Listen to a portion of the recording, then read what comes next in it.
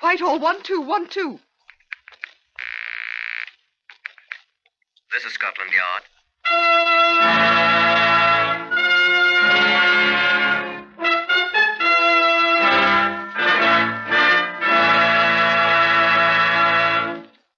For the first time in history, Scotland Yard opens its secret files to bring you the authentic stories of some of its most baffling cases. These are the true stories, the unvarnished facts, just as they occurred, reenacted for you by an all-British cast. Only the names of the participants have for obvious reasons been changed. The stories are presented with the full cooperation of Scotland Yard. Research on Whitehall 1212 is prepared by Percy Hoskins, chief crime reporter for the London Daily Express. The stories for radio are written and directed by Willis Cooper. I am Chief Richard Anderson of Scotland Yard. Murder with a gun is not common in Britain, but Anthony de Bruyn was shot to death. I would like you to see the evidence that led us eventually to the murderer. This is Chief Superintendent John Davidson. And you're standing in Scotland Yard's Black Museum, of which I have the honor to be the custodian. Now, while we have certain extremely gruesome objects in these two rooms, many of them are quite innocuous when taken out of context. They are here not as ghoulish exhibits for the morbid, but as examples for study by our people in connection with their jobs. Now, such an exhibit is this one in case number 160277. Now, this is an ordinary cheap raincoat. That's the one. Identical with those worn by thousands of men. Identifying tags of all kinds had been removed. It was completely anonymous. Our people thought it might be an important clue to the identity of the murderer. It seemed impossible. But my good friend, Inspector Anderson here, followed this extremely tenuous clue to the end. Almost to the end, sir. What do you mean, Inspector? I wasn't present when they were hanged, sir.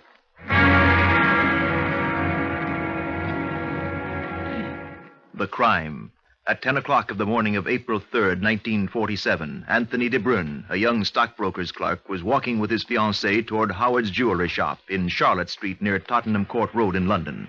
They were on their way to purchase an engagement ring. Or at least 6 carats, darling. Set in platinum, too. I wish I could afford it, really, though. Whatever it is, I'll love it, Anthony. Well, come on. Let's see what I can afford, shall we? Darling. What's that? Robert! Out of the road, there you go! Out of the road!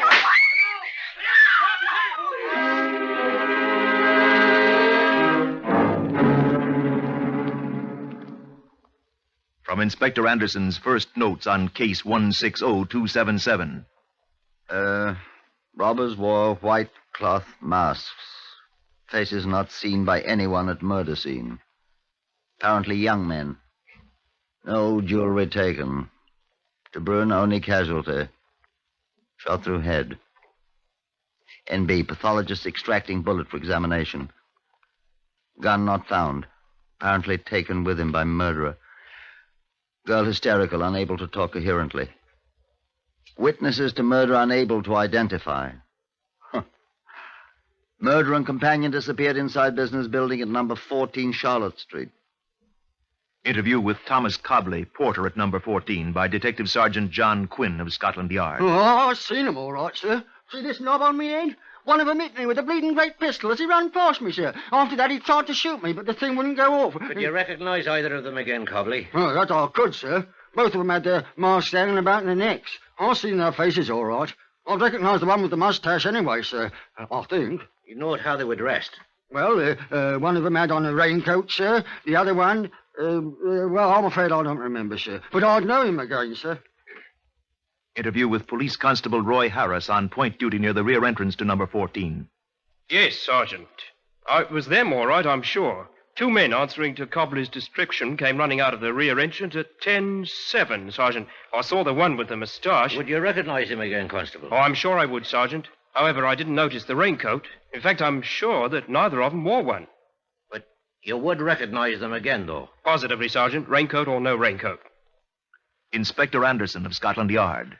We found the raincoat 3 hours later. It had been hastily tucked in a dark corner of the hallway at number 14, through which the men had apparently run. Yes, it was the same coat you saw in the Black Museum a few moments ago.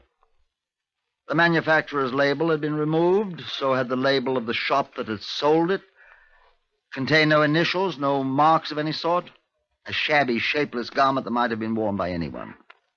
In the right-hand side pocket was a caliber .45 automatic pistol, the type used by the American Army. It had apparently been fired twice. A clip containing 4 ball cartridges was still in place, with an additional one in the chamber. I took it myself to Chief Inspector Carl Tree in the ballistic laboratory. I had it checked, Anderson, for fingerprints. And? None, of course. Let's use one of those shells. Tom, did you fill the catchment box with cotton wool? Yes, sir. All right, stand aside, Anderson. All right, Tom. Get it out, will you, please? All right, sir. First time I've seen that, sir. Aye, they're sending us up the bullet they're taking out of this chap's head. Postmortem must be about finished. Then we'll put them both under the comparison microscope and see for certain if this is the gun they both came from. Quite. I'll be waiting, sir. Aye. We'll let you know at once. By the next afternoon, the 4th April, we were certain. This was the murder gun. Ergo, the raincoat had probably belonged to the murderer, the man with the mustache, who, we had been assured, could be readily recognized. If we could find him, that would be difficult. I put criminal records onto it. They produced some 150 dossiers of known criminals whose taste ran to robbing jewelry shops or carrying guns. Further checks showed that the pistol had been stolen from a U.S. Amphibious Engineer Regiment in June 1946. There was no clue to the thief, the American Army DCI informed us. The porter Cobley remembered that the men had worn gloves. The constable said that he did not see the direction they had gone. They simply lost themselves in the crowd of passers-by. Quinn and I went over the anonymous raincoat again. I haven't been able to discover anything, sir. He's done a good job. Every single identification that's visible to the naked eye's been removed. How do you know? I compared it with my own and Nobby Clark's and yours, sir. All the tags on this one are gone. I wonder if he removed things that aren't visible to the naked eye. You mean things you might find with ultraviolet or infrared light, sir? I was thinking of something else. What, sir? Get me a razor blade, Quinn. You're going to rip the coat apart? I was lucky. The first cut I made. The seam where the left sleeve was attached to the coat itself revealed a tiny stamped paper tag sewed inside the lining. It was a kind of manufacturer's stock tag. Photographs were quickly made, circulated to every manufacturer of raincoats in the country. That took a week, but a firm in Leeds identified it at once as one of theirs. The coats, they said, bearing that stock number, had been sold to shops in southeast London, either Deptford or Bermondsey. Well, thank heaven for forgers, Quinn, I said. That I don't get, sir. Look, A, people forge clothing coupons. Yes, sir. B, when you buy clothing at any store in London, the shopkeeper puts down the number of the coupon book, what you've bought, and your name. Why, that's right, sir. Go and find me the names of the people who bought these coats, Quinn, my lad.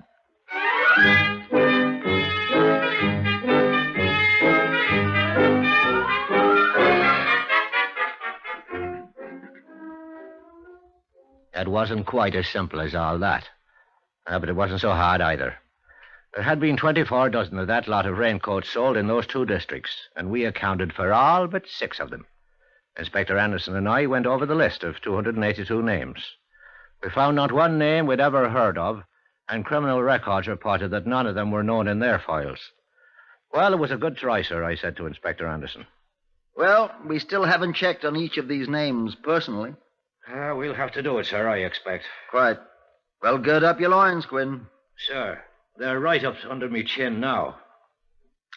I was just thinking of something. Sir? Got your own book of clothing coupons on you?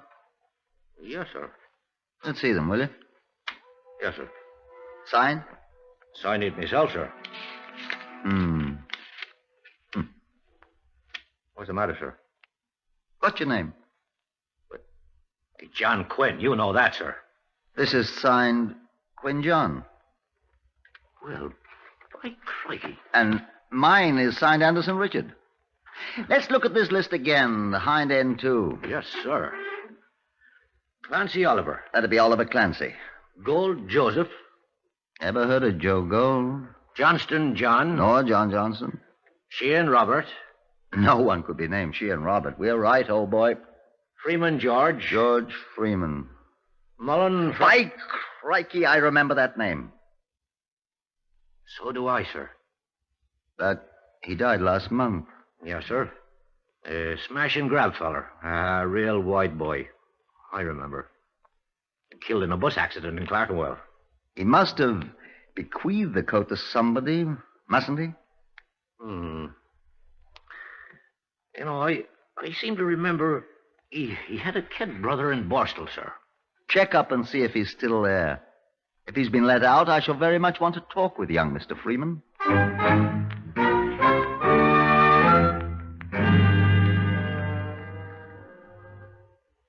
In the room in Clerkenwell where George Freeman had lived prior to his untimely death, Sergeant Quinn found the younger brother Arthur, who had been released from a Borstal reformatory only a few weeks before.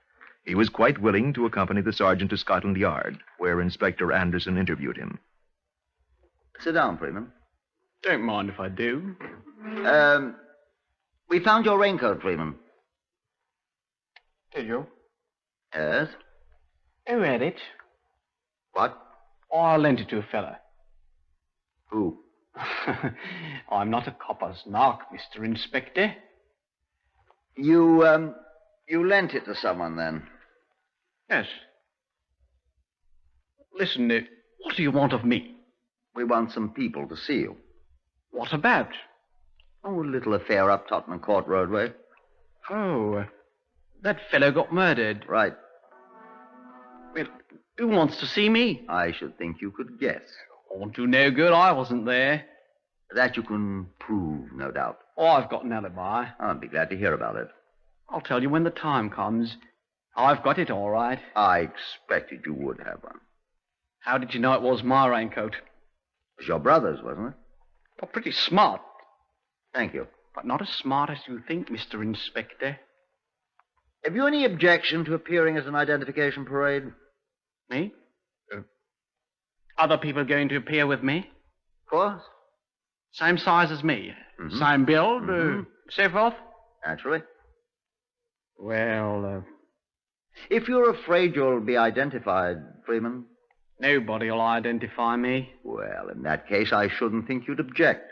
I'm not objecting. Well, then, I just don't want to be framed. you needn't worry about that. Oh. Take it or leave it, Freeman. Heads you win, tails I lose, eh?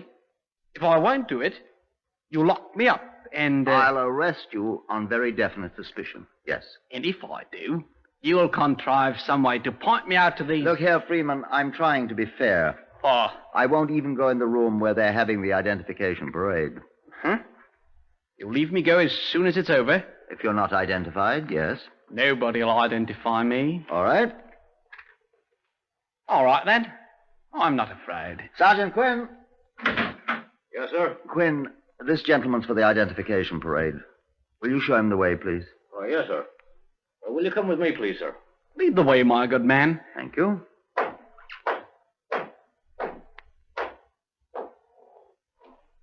You want to know who I lent that raincoat to? I'd be most interested. Tell you what I'll do.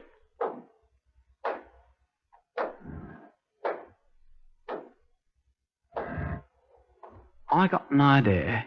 That raincoat was found somewhere near that Charlotte Street place.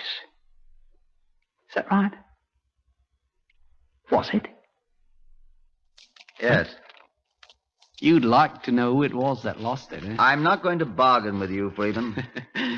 I just want to be bloody sure I'm not being framed. When I walk out of that identification parade without being fingered by anybody, then I'll tell you who I lent it to. Thank you. Are you ready, sir? In a moment, my good man. That's a promise.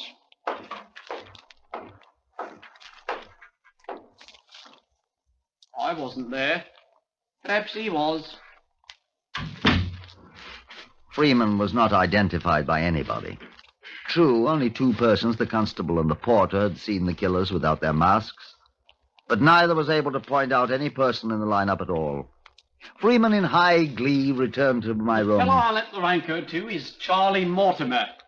Within the hour, criminal records had supplied us with details of Charles Mortimer, whose record showed he had served 2 terms at Dartmoor for armed robbery.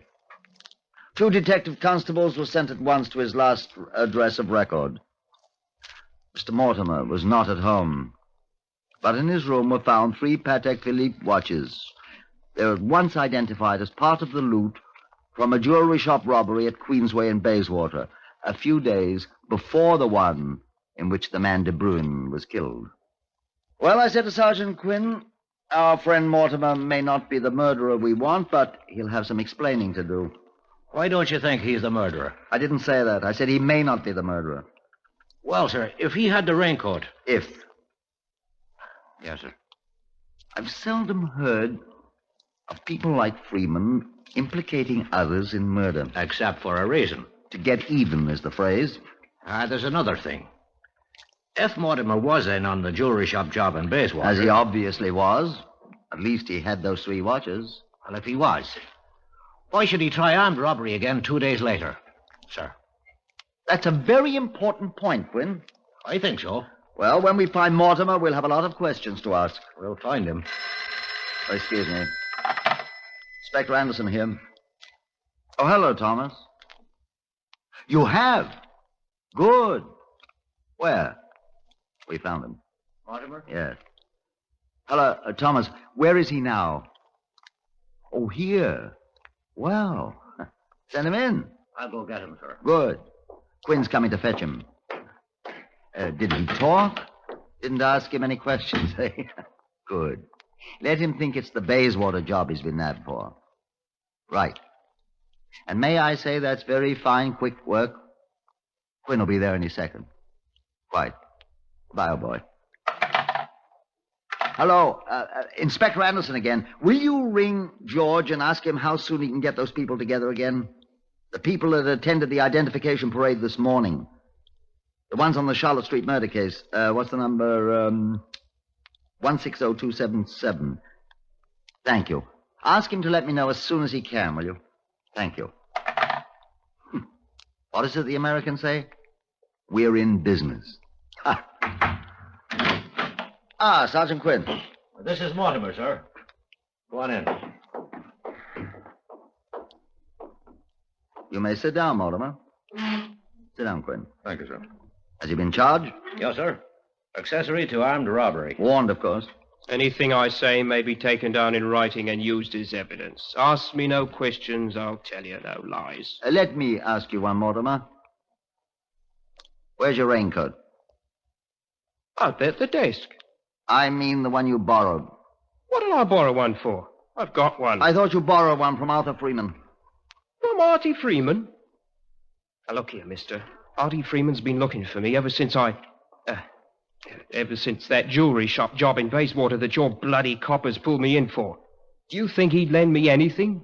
Why is Artie Freeman looking for you, Mortimer? He's promised to cut me throat the minute he sees me.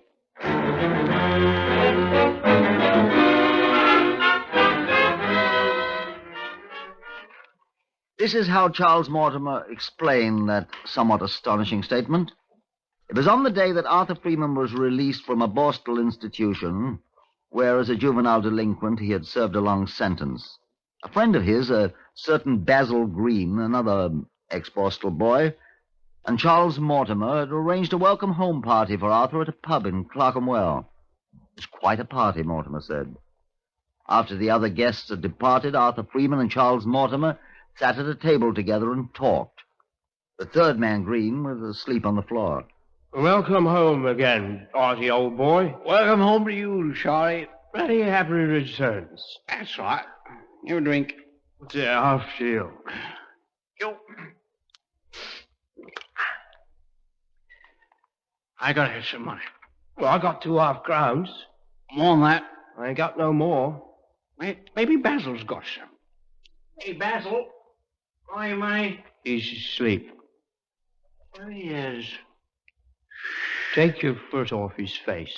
Why? Gotta be polite. I'm polite. I need money. I'm stony. Let's go get some. All right.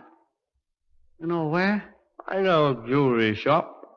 Let's go rob it. That's what I mean. Take Basil with us. He's got a gun. I ain't got a gun.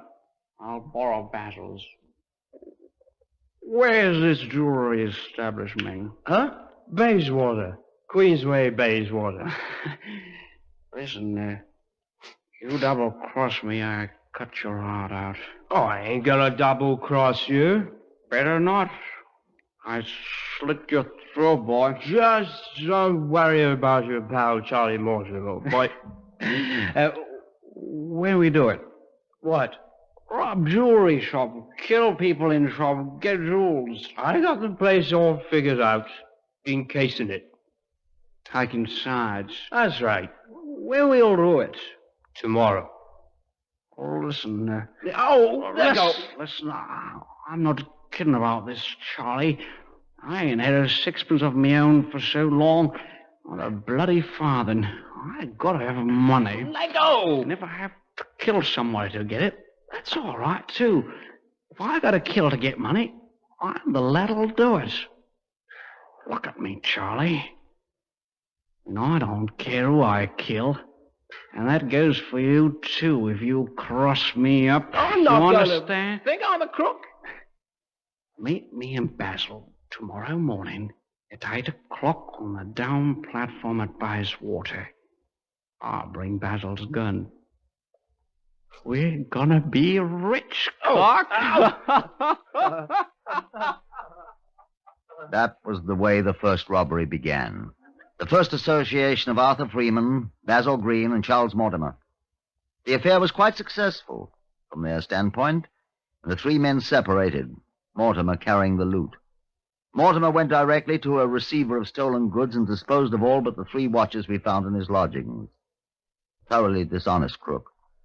The rage of Arthur Freeman was terrible to behold when he came to Mortimer's deserted lodgings and found only the 3 watches, Mortimer told us. He told us more. I heard from Basil Green that he raged. Simply raged, sir. Cut me throat from ear to ear, he said. Cut me up in little pieces and feed 'em to me, he promised. I was fair upset. Gentlemen, I never killed nobody. I knowed he'd do what he said because I know the knife he carries. I'll be safe in prison, won't I? Won't I? I'm bloody weary of dodging Artie Freeman. I was just on my way to a boat for South America when your Scotland Yard gentleman picked me up. You saw the tickets. Inspector Anderson sent me to pick up Basil Green and Arthur Freeman. I found Green easily enough, but our chief suspect, Freeman, had disappeared. At an identification parade, Green was quickly identified by those present at the Charlotte Street murder. No one even looked at Mortimer. Green was placed under arrest for complicity in the latter case. Mortimer was tried and convicted for the Bayswater robbery. Green, a rather simple-minded young spiv, decided to make a statement. Yes, sir, of my own free will in the court. Yes, sir, I understand what I say will be used in evidence. Go ahead, Green. Well, sir, will I start? Wherever you like. Well, sir, I was asleep when they planned it. Do you mean when Mortimer and Freeman planned the first robbery? Huh? Yes, sir, that's what I mean. Artie and me and Charlie went to Bayswater and we did that thing. You mean the robbery? Huh? Yes, sir, that's what I mean. Charlie took the stuff we got, and when Artie and me went to find him, he was gone. You know about that, sir. And then Artie got awful mad, and he cursed, and he... What did he say? Well, I couldn't repeat that, sir. There's a lady present. Miss Bellamy will hold her ears. Yes, sir. Well, he threatened Charlie and said he'd cut off Charlie's bloody ears and cut his throat and stab him and murder him. That is Charles Mortimer you're referring to. Huh? Yes, sir, that's what I mean. So, Jenny said we had to have some money right away. You're now referring to Arthur Freeman? Huh? Yes, sir, that's what I mean. He said he wouldn't give me my gun back, and we'd go and stick up another jewelry store right away, and I told him I knew a little about this place in Charlotte Street. He said, all right, let's go. We went and looked at it, and the next morning we did it. What'll I say now, sir?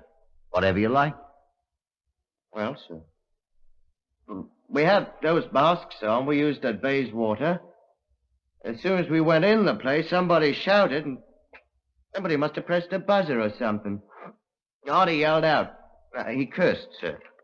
And we run out, And there was this man, this De Bruin, or whatever his name was. He was just coming in the door, and he said, stop, and Artie cursed again and shot the man, and we ran. Now, mosques was falling down, and we hit a man in the other building. We run right through it and out the back, and Artie took off his raincoat. It used to be his brother George's. He was a very nice fella. You are now referring to George Freeman as a nice fellow. Huh? Yes, sir, that's who I mean. Artie wasn't. Isn't, I mean. Well, Artie swore at the raincoat and said he could be identified by it and threw it away.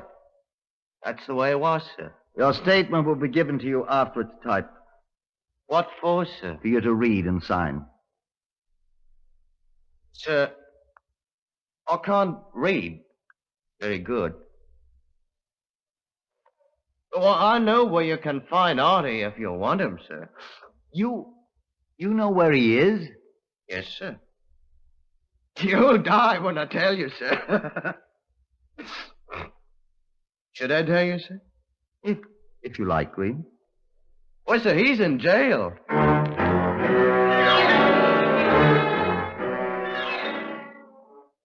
And there he was, in Brixton jail. We hastened there, and the water took us down to the cell block, where after a long walk, we finally found our man. He grinned through the bars at me. Hello, Inspector. Hello, Freeman. How'd you find me? Your friend Basil Green told us. I'll kill him for that. I doubt it. What are you in for, Freeman? Hey, well, I broke a policeman's jaw. I thought they'd send me up for a while for that. By the way, my name's William Patterson in here. Good place to hide out. Not good enough. I got a little bothered about you see. Obviously. You found Charlie Mortimer, Yes, and he talked. at great length. Just as Basil Green did. Unlucky for me. Oh, no. We came to get you out of here. Oh, yeah. And take you elsewhere. Arthur Freeman, I arrest you on a charge of willful murder. I warn you that anything you say will be taken down in writing and may be used in evidence. Unlock the door, please, Warder.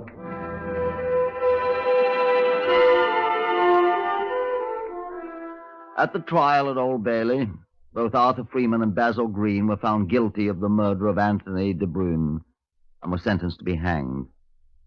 The sentence was duly carried out.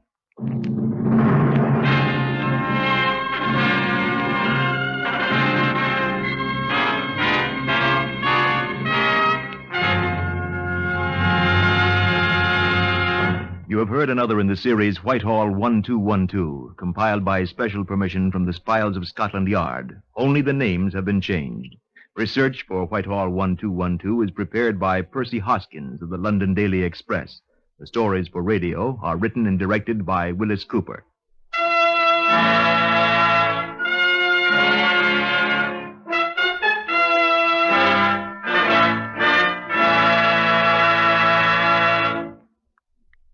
This evening, Whittaker Chambers comes to the NBC microphone to read a letter to his children.